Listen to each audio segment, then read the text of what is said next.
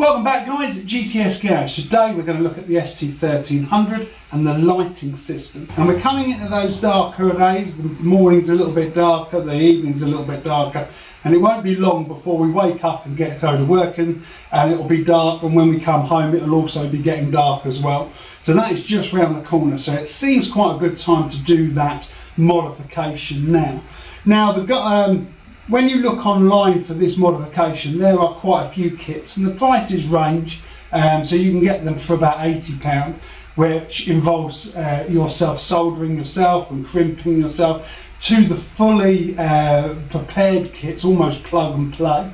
And it's the plug and play version that I have gone for. Now the kit that I've gone for is the LightenUpgrade, and I've not opened the box, so the box still remains closed. But it's LightenUpgrade, that's the one I've got, and this kit cost £119, and I didn't get any discounts, I paid with my own cash. So this will be a full honest review, and I'll also show you how easy or difficult it is to fit.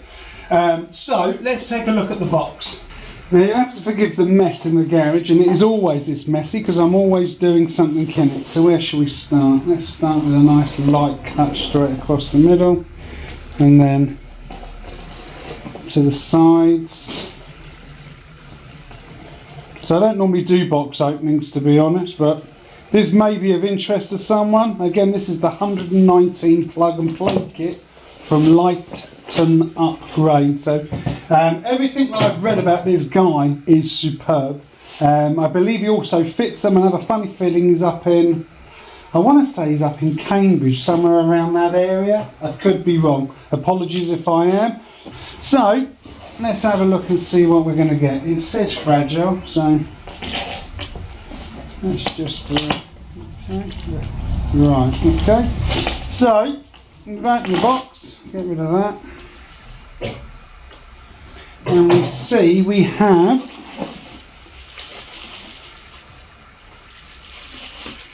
two of those. Let's see if we can get rid of that. There we go. So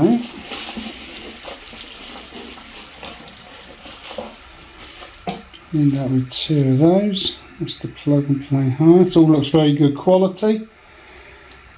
Fantastic. I shall put, so I get those, and I shall put that one back in if I can. And no, I shan't. I shall just leave it out for a second. And I shall just move it to the back of me while we look at the other stuff.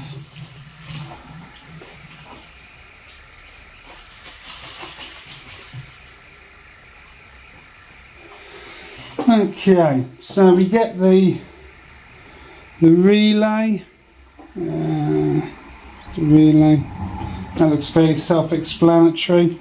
It's an empty box there, so that's probably where the relay started from, before the box was shooken around. So let's just get that over there. Okay, we have a number of wiring. Okay, so nothing left in there, so let's leave that as a base. Okay, so we have two, I take it that's the indicator parts.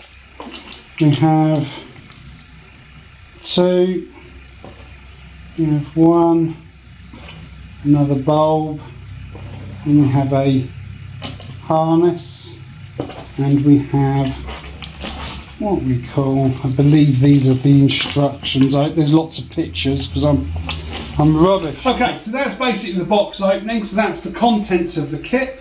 We are now I'm going to take a look at the instructions, see what tools we need, and then we're going to take a look at the bike. And I'm going to read the instructions off of camera. Don't need to see me reading 2 pages or a page, both sides of an A4 piece of paper. So I'll get that done, and then once I'm ready to crack on with the actual job, I'll bring you back. So the first step is to actually change the relay that's on your left hand side of the bike, and it's underneath this panel here. So what we're going to first do is remove the seat, and then we're going to remove the panel on this side, and then we're going to take this panel off.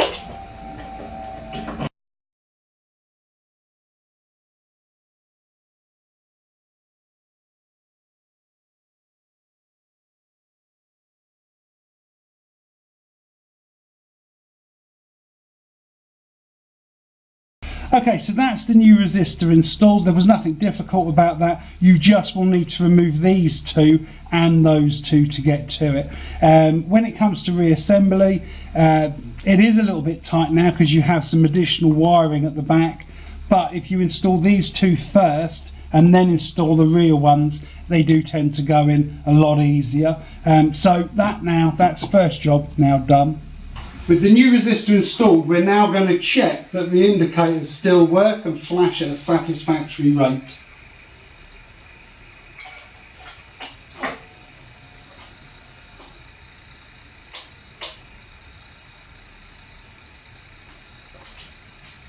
Okay, so the next step is to remove the wing mirror covers, and you can do that just by steady pull, and they just come away. So once you have it removed, you need to remove the 3 bolts positioned that hold this lens cover in. Now you're going to have to be very careful here because they're retaining, these plastic bits that retaining can snap quite easily. So don't go at it and lean on it.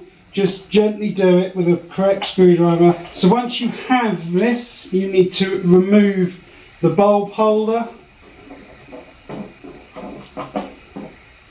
And it's just a twist anti-clockwise and funnel through, and then we can just put these somewhere secure. So the next stage is to actually remove the bulb from that holder. If you can see that, I'm hoping you can. You should wear gloves. If you wear gloves, you can then reuse them. But once you touch these, if you turn them on without cleaning off your grease from your hands, they will just blow. But I'm not going to use this bulb again. So we are now just going to get the replacement part.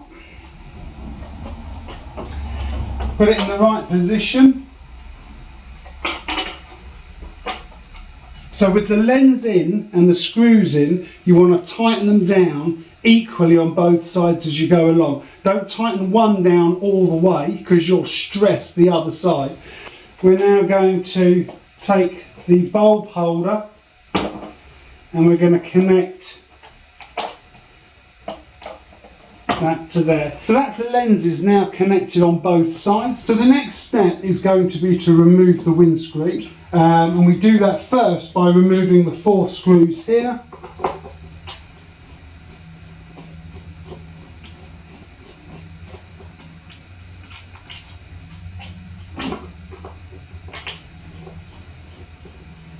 Okay, with the cover removed, we're now going to remove the 4 bolts. And these are 8mm bolts.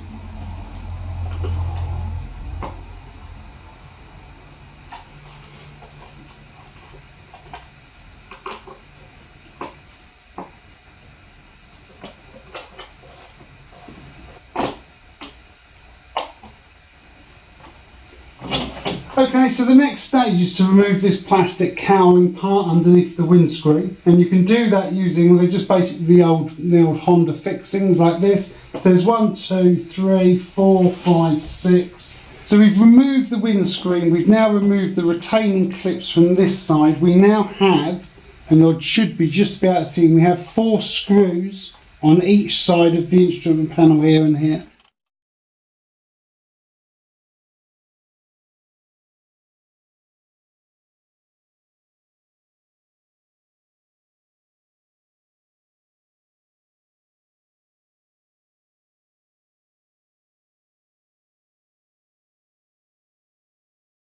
Once you've removed the 4 screws from the front, you have 1 left, which is just in there. So from the bolts removed at the wing mirrors, you are now able to kind of lever this front section off. Now, you'll see that it's been deliberately designed to fit the arms through the slots. So you will need to kind of maneuver this around until it works for you.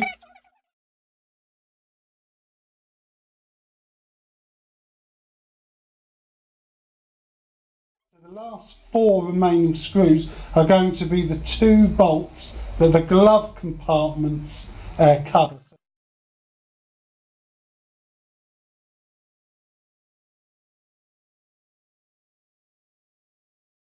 There's 2 screws removed on either side.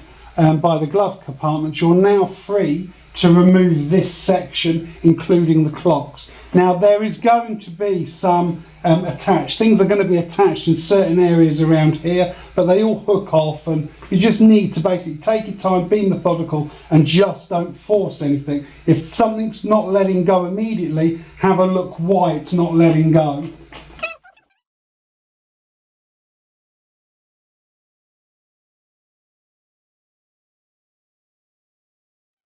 At the back of your glove compartment, I have this loom here, and there's a rubber boot that's protected. Because there's a rubber boot there, the instructions tell me to take the left hand fairing off, which I've done. So when you peel back these boots, you end up with a 9-pin white one which is unused, you end up with this black one here which is unused, and you end up with the red one that's currently being used by the speaker.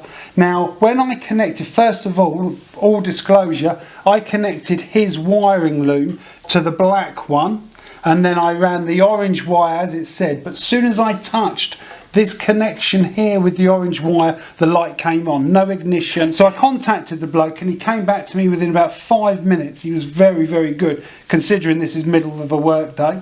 And he's basically said, oh, you need to disconnect one of your accessories and plug your accessories into the piggyback unit. So what I did is I then came out of here, take that black one off. I'm going to use this is my accessory wire here, so I'm going to unclick the accessory, because that, as we've already said, is just my speaker wire, which I don't really use. I'm going to take that red connector and I'm going to plug in his loom, his piggyback loom. So I've plugged that in. Now I can also now plug that speaker one back into here. Okay, does that make sense? So I'm plugging the speaker wire back in. So the plugs are now in, and it's time to route the orange cable that comes supplied as part of the kit. So we're going to use the existing routing holes to do it. So I'm going to route that, and I'm going to connect it to my left hand side. So the orange is on this side. So the orange wire coincides with the orange plug, and the other side is white, and that goes with the blue plug. So with all the wires now connected, we're going to do the test. So we're going to put the ignition on, and the lights come on, which they should do. They're running lights, and what we're going to do now is turn the indicator left. Works. Turns back, which is correct. And then that's the run light, can turn right. That is correct, and cancel. Perfect. So that part is now done. Now apologies, because you're probably not going to be able to see a whole lot here, but we're now going to change. Now as part of this kit you also get the running lights as well on the inside. Now if you move these slightly to one side, so this is the bulb side light, you can actually see the hole where it came from, hopefully. And what we're going to do is just remove that. So that's that one removed. Now I'm going to look after these because I may be losing these again. And I'm going to plug in the ones that were given to me as part of this kit. So again,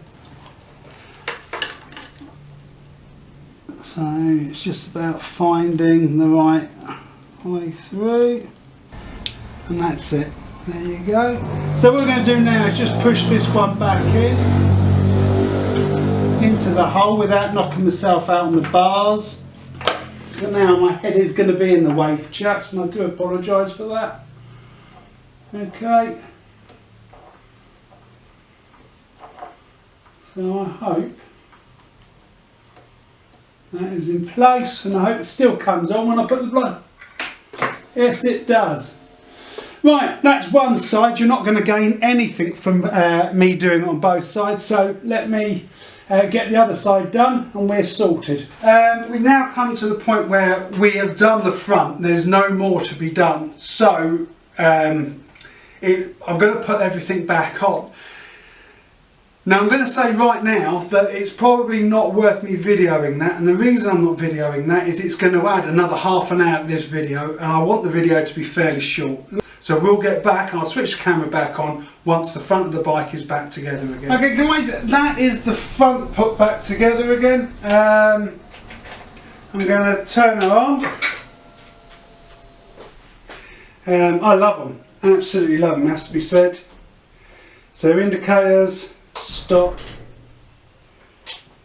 indicators, stop, perfect. Now the kit does have LED replacement bulbs for the indicators, or the rear indicators, and the back brake. Now I've chosen the back brake in red. You can choose white lights for that, but the red ones are spot on. So there's no MOT requirements to have a white light shining on the number plate. I did check with the guy before I bought the kit, and I also checked with my MOT bloke, and he said it's not important. So I have put the red lights at the back. Now that is just a normal maintenance task, and it doesn't need to really go into any depth on that one. You access both the rear indicators through the back seat, so you take your back seat off and they're on the left and the right, and you basically just turn the bulb holder counterclockwise on both sides, and the bulb is, then you just pull and it comes out. You change those over, and to get to the back one, to the back brake one, you just remove that rear fender. So there's two screws in front of you, and then go up underneath. There's another two screws there, so take those out. The back fender will drop off, and you'll get access to the wiring underneath the brake light. Again, it's counterclockwise. There's two bulbs in there counterclockwise, and they both come out, and replace them with the relevant LED bulbs. Now in that kit, it's fairly simple to know which ones they are. The indicators have I think it's a white or a yellow sticker on them, and the brake lights have a red sticker on them, so you know which goes where. Okay guys, that is it. That's basically as simple as, again, so apologies I'm not going to video the rear, but that is a kind of a quick run through on how to do it. It's not that hard, and it will be in the owner's manual and it's in the service manual, so it's a relatively easy task. So that's it for this episode. I hope that is useful to someone. You take it easy, ride safe, and I shall see you on the road at some point. Take care. Bye bye.